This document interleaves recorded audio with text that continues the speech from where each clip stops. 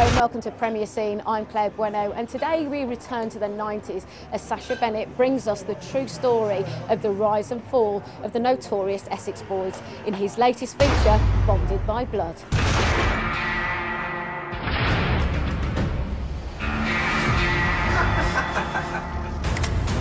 Here we are.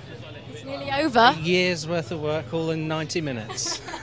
So tell us more then about Bonded by Blood. Well, it's based on a true story. Obviously, that happened about 15 years ago now. Basically, the Essex drug and gangland, this has been turned into sort of a very tight thriller that hopefully people will watch and enjoy as a movie, as well as kind of going, oh, blimey, that actually really did happen. So how does a really nice guy get involved in making a film about gangsters, for God's sake? I have no idea.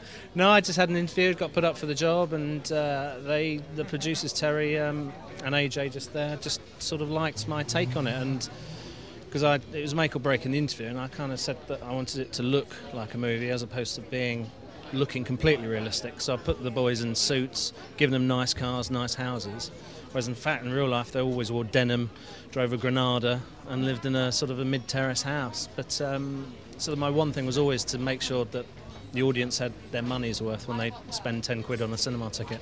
And when you made Tuesday, which was your concept, and you directed and wrote that, excuse me, what was it like directing this in comparison?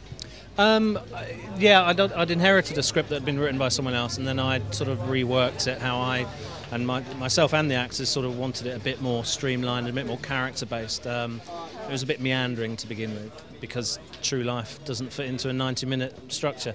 So that was an interesting thing, and also having never done a true story before, finding the sort of parameters where you go, oh, naturally what would happen now is you can't do that because that didn't actually happen in real life. So that was interesting.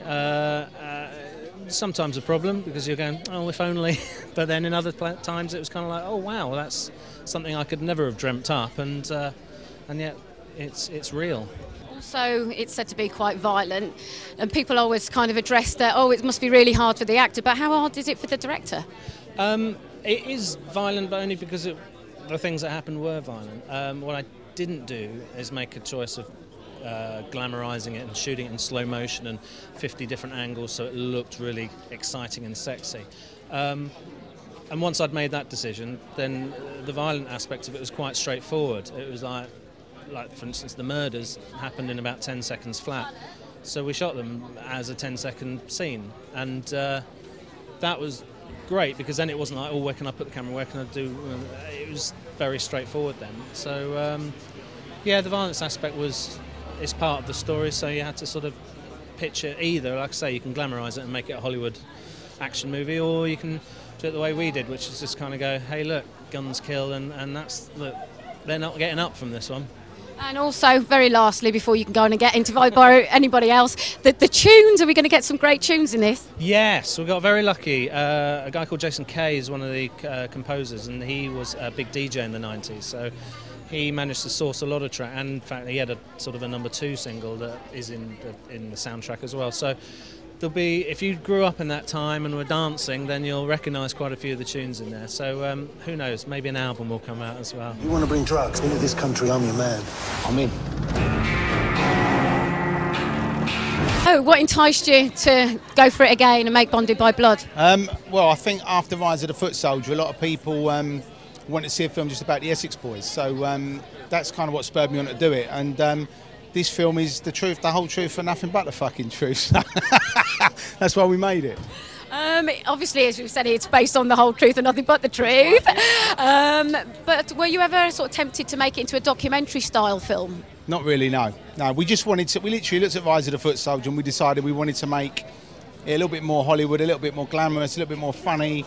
So yeah, we didn't have all the same people in it again. We got some new actors in, and you know, a lot of people have said that the film, you know, stands up. You know, it's not Rise of the Foot Soldier 2, it's just Bonded by Blood, and it's a good movie. So pleased about it. What was it like coming back to your character? Well, it was better without the wig. But yeah, it was good. I mean, you know, I enjoyed it, and it was a lot of hard work, but you know, it's paid off, and I'm really pleased with the movie, and it comes out Friday, and hopefully everyone's going to go and see it. You're laughing at your time. You sound like you're from my part of the world, the Midlands. Yes. Is that all you're going to say? All right. Yeah, Birmingham, yes. Birmingham, yeah, me too. Fine town. Oh, it is, and some Far lovely better than people. Essex. Less crime in Birmingham than Essex. Move to Birmingham. How do you feel about your book being adapted into a film? Done a really good job of it. Fantastic. Really pleased. Did you have any reservations? Not really into people glorifying crime, and I don't think they have in this film. So really pleased with it. Really. Yeah. Were you able to work closely with the crew? He's my new boyfriend.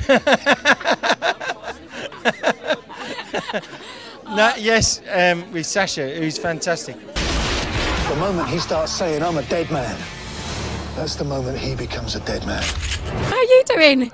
Really good. I mean, I just guessed the Tammy here. Well, of course, you know he's in my film, and I think there's 4 actors in this film from my own film, you know what I mean? Superb. Yeah, so I'm really proud, you know, that a lot of the actors, well, basically, all the British films you're going to see over the next 2 or 3 years are going to contain actors from the Cass film, you know? Yeah, no, exactly. Just over the moon. And the director, John S. Baird, who made my film, watch out for him. There's some big announcements about to come out over the next month. And he's going to make a really big film, an Irving Welsh film, you know? Well, I shall look out for that. Yeah. Thank you, Cass. Listen, take care. All the best. What drew you to the part here of Pat Tate? It's an interesting story for me. I kind of grew up around the in that era as well, and I know a few of the likely lads who I met. Funny enough, it's quite weird. I met Pat and Tony and Craig. Just shook their hands out because I knew Nigel Benn and stuff and the people around them. But I just think it's a story that needs to be told correctly. I think there's been one film. Everyone's saying there's 2 films. Rise of the Foot Soldier wasn't. It was about Carlton Leach, which is a friend of mine, and that was about his life story. And Sean Bean did the Essex Boys, which was mainly fiction. But this film is adapted by Bernard O'Mahony's book called Bonded by Blood, which Bernard was. Nobody really knows the true story of what happened. Everybody knows their life story. The end, their demise, nobody really knows about. But Bernard O'Mahony was very close to him. He was their right-hand man, their henchman, call it what you want. He worked for them for years. He watched their rise from them being good guys to bad guys, and then he was there for their demise. So I think this book is, this film is the closest story we can really get to the Essex Boys story, which is a phenomenon which people really, are interested about. And I think hopefully we can put the lid on it with this story. So, do you think you owe it to the people that are deceased and some of the people that kind of, what would you say? Families and friends? Well, families and friends, and also the victims to tell this story properly. You know what it is? For the victims of these people, I don't really want to portray or let people relive what happened to these people. I mean, this was probably one of the hardest jobs I've ever had to do, because as an actor, it's ink on a page, you bring it to life and you develop the characters, but this is a true life character I'm playing. So, I mean, sometimes we're filming the domestic violence that he put his wife through and the torture stuff that he did to innocent people. When I was actually doing it was really tough to do, and it was harder because when you're doing it, you kind of sit back and think, somebody actually endured this. Somebody actually went through this. So for that side of it, no. To be honest, there's the poor Leah Betts. There's issues with the Leah Betts stuff, which I tried to swerve away from within the script and within that character. A lot of it I took out because I didn't think it was fair to, discuss it, dramatise it as if it's something. And, on top of anything, I do play a lot of villain roles, and I've done The Football Factory, I've done Cass's movie, and I've played a lot of real-life characters, and I don't want it for 1 minute to be a glamorisation of villainy and what these guys done. I want it to hopefully be a deterrent, so people can look at it and go, Jesus Christ, this is what happened.